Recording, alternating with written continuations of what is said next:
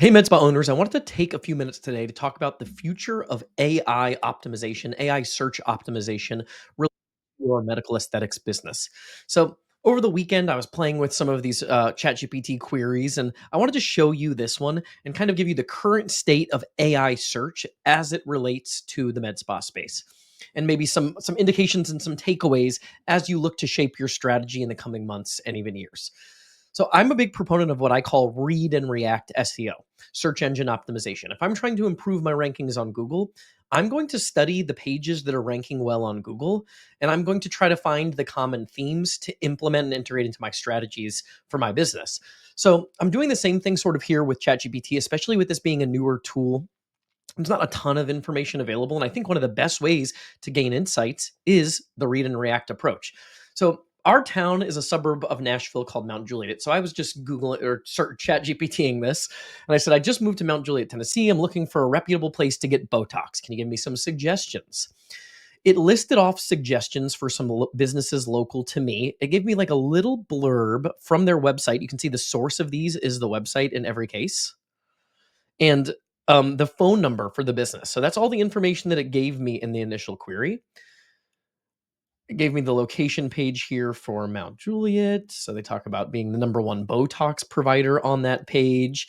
I look at the second one, Smiley Aesthetics.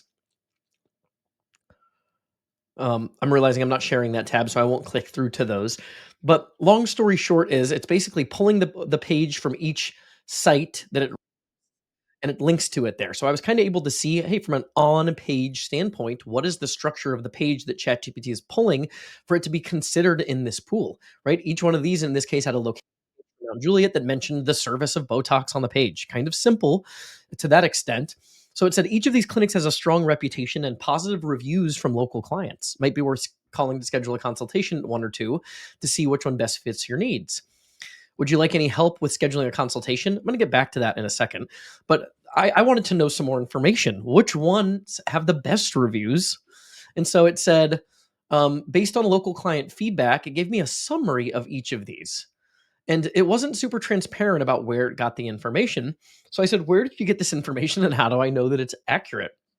And you can see here, they pulled a few different things. So they pulled client and patient testimonial reviews from the website. So takeaway number one here for me is maybe we need to have an increased focus on client testimonials and patient reviews related to our services on our websites. So that was one thing that I want to point out. The next thing you'll notice is it said we checked reviews on platforms like Yelp. And so that's kind of interesting. So the two things I've realized so far is I need my on-page SEO to explain what we do and where we do it, similar to what we do on Google. I probably want to increase my patient testimonial client reviews because it was mentioned, I think, on all three of these. And then also Yelp. Our Yelp reviews and Yelp rating is maybe more important as we look to using ChatGPT, where they're aggregating reviews from multiple platforms and not just looking at Google. At least as of right now, as of filming this video, going into spring 2025, Yelp is maybe more of a serious contender there for consideration. All episodes. This episode is brought to you by MedSpa Magic Marketing, my agency. We help med spas and aesthetics practices grow with more effective marketing strategies. And I know that's a vague phrase, right? It's a vague claim. So I have an offer for you. I offer this to any new prospects. If you're interested in exploring another marketing option, a new agency, or just getting into Facebook, Instagram, Google ads for the first time, I'd love to show you why we're different, what we're doing for clients. And we can do that via a 1.5 hour planning session where I'll outline a specific marketing plan and I'll give you all of the blueprints that we would implement if we were to do business together. Now you can take that, use that on your own, hire someone else to help you execute it, or work with us. We really don't hold anything back on that strategy call. And I think you'll have a lot of confidence in how you manage your marketing investment moving forward, understanding some of the nuances that can help you implement more effective marketing strategies for your business. So if you want to do that, you can go to medspamagicmarketing.com. So I said, did you look at anything other than Yelp? And it gave me this sort of generic response where it mentioned looking at Google reviews and other local listings. I wasn't satisfied because I wanted to know exactly what they looked at. So I said, what other listings did you look at other than Google and Yelp? Because it indicated that it did. And then it admits a little bit more here in terms of clarifying. It says, we reviewed the clinic's own websites, social media pages where they share client testimonials, detailed service information. These sites often serve as local listings in their own right because they provide verified feedback from patients along with information about the clinic's credentials. While I didn't rely on any formal review aggregators beyond Google and Yelp, these direct sources, such as the clinic's official pages and Facebook business profiles, offer a good indication of how patients are experiencing their services. So I'm going to ask it one more question here, and I'm going to say, what were you looking at on the websites and social media pages make this determination? So here's the kind of crazy thing about ChatGPT. I'm going far beyond what a user would do. A user is just going to ask maybe that first and second question and get some options, and then they're going to make a phone call. But I'm actually using ChatGPT to uncover the ranking algorithm, or how ChatGPT actually gets the information. So let's go ahead and ask it this one question, which is, what were you looking at on the websites and social media pages to make this determination? And let's see what ChatGPT says.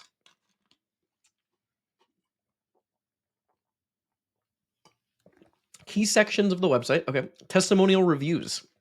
So they looked at the testimonial review section, credentials and awards, accreditations, which can indicate a commitment to high standards.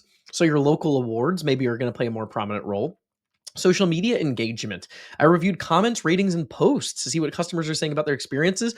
Service details. I also examined how each clinic presented their services, including qualifications of their injectors. Wow.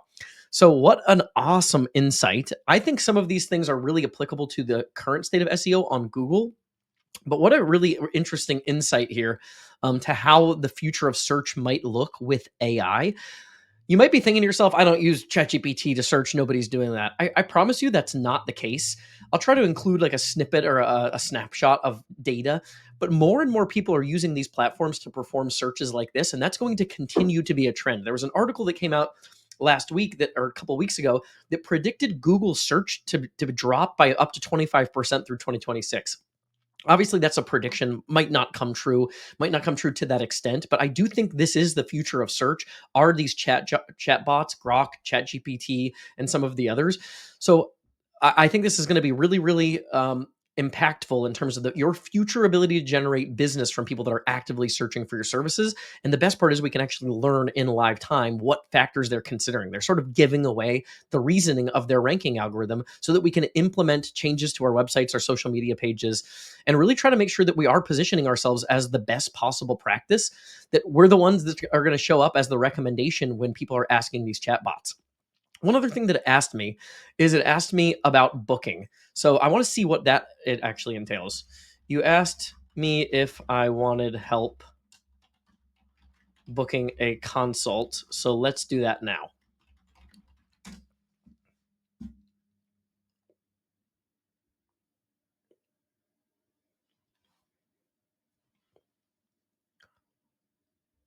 I also love the reasoning kind of in live time. Okay, the user wants to book a consultation. I don't know if I can snapshot that, but I love the reasoning breakdown. There it is. Yeah, you can actually click through and you can see how they're interpreting your inquiry there. Cool. Let me know your preference and we can move forward. Let's do smiley aesthetics.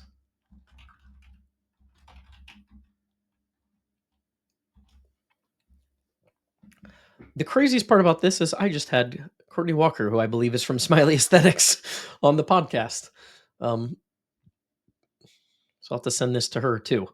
But let's see what they do in terms of action items. I'm playing with a lot of this in live time. I haven't actually done this before, so I want to see what it does.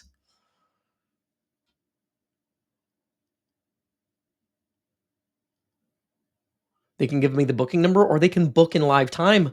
So they're using the online booking system. So Richard Shockley. Whoops. Let me go through 615-624-2900. Look for something Friday. Let's see. It asked me for 3 pieces of information. Let's go ahead and actually stop the prompt so I can edit this.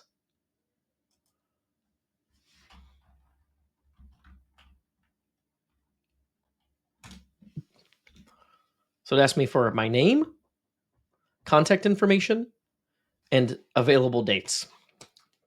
So now ChatGPT is actually performing this booking for me it would appear. Let's see. It's asking me to clarify what Friday. This Friday, anytime. You can see the power of this tool though, and how and why this is absolutely the future of search.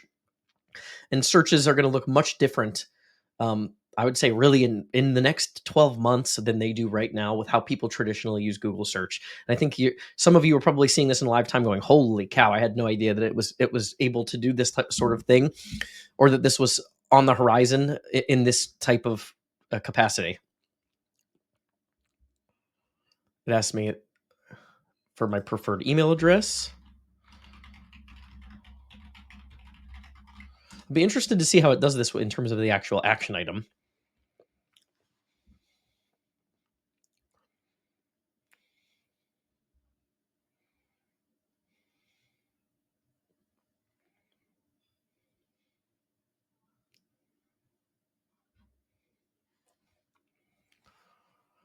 So it gave me a draft email to send them in this case. And I want to say, where am I sending this? I thought you could book online. We're going to go one step further with this logic of this query or this path of inquiry, because there's one other thing I think would be an interesting path to explore here, which is, hey, I don't want to email them. I don't want to call them. I just want to get an appointment booked. So what if this person doesn't have this option?